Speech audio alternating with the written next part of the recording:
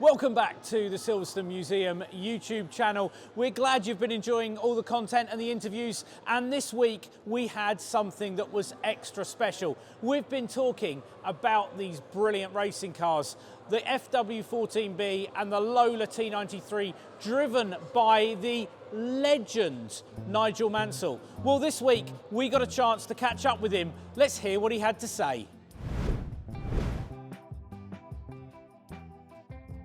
Do you know, there's so many fantastic memories. Winning the brushed fuse gear in 1977.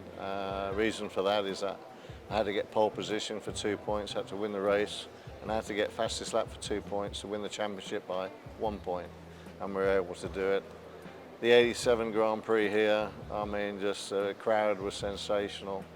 Breaking the track record 11 times in the last 15 laps was pretty awesome to win the race, especially when your team's telling you to slow down. And then obviously 91, the track invasion, 92, winning the championship and the fans again. So many absolutely sensational moments here at Silverstone.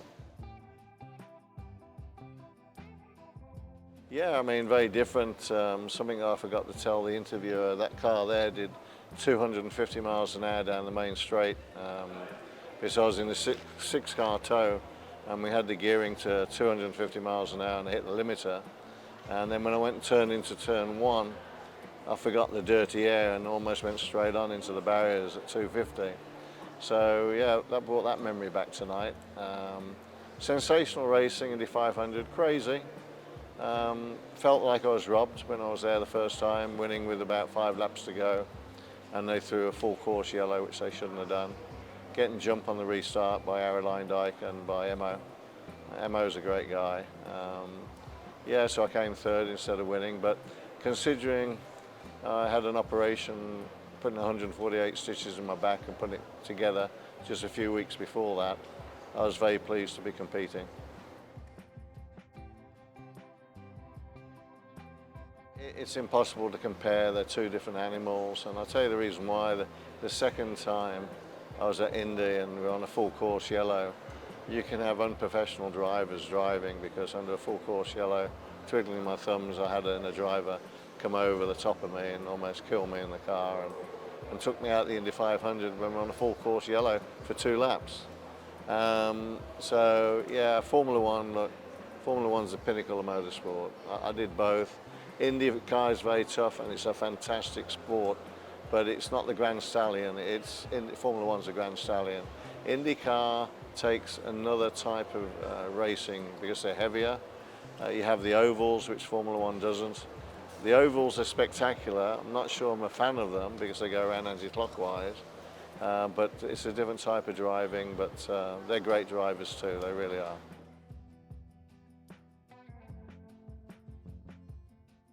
Standout memories, well, I think I was relieved to finish the race. So the standout memory I have was chasing Mo down and Harry Limebike with 2 laps to go. I hit the wall coming out of turn 2 at probably about 230 miles an hour, and they put a full course yellow, and I said to Jim McGee, why is it gone yellow? He said, Nigel, you just hit the wall. I said, I know, but I'm still running. So that was a pretty shocking memory, but anyway, the wheel didn't fall off, thank goodness. But yeah, I mean, I think the most astounding memory I had, I think we had like 650,000 people in Indianapolis that year. And I've never seen or heard the noise like it ever in my life.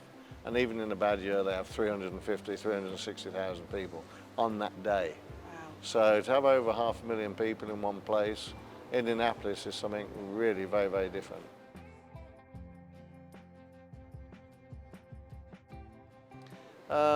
One's aspirated, one's turbo. I think the biggest single difference for me is that when you're driving the apex of a car in an Indy car on a race circuit, you have to get it more precisely right because it's a heavier car. And so if you miss the apex, you try and turn in, but you've missed it already. In a Grand Stallion of racing cars, which Formula One is, if you get it a little bit wrong, you can have another go. And if you're brave enough, you can have another go. If you're too brave, you spin it. So yeah, one's a thoroughbred and one's an incredible stallion.